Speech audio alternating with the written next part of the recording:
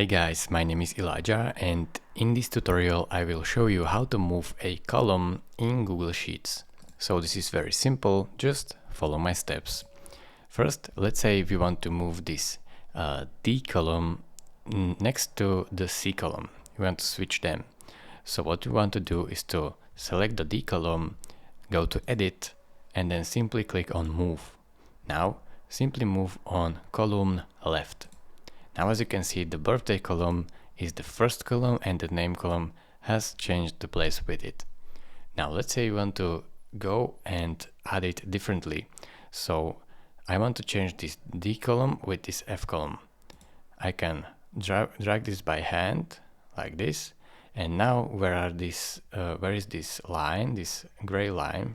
That's where the column will be imported. So let's import it at the end of my table, like so. And simply the name is at the end of the table right now. It is really this simple. Thank you very much for watching. If this video was helpful to you, consider subscribing and liking this video, and I will see you in the next tutorial. Bye bye.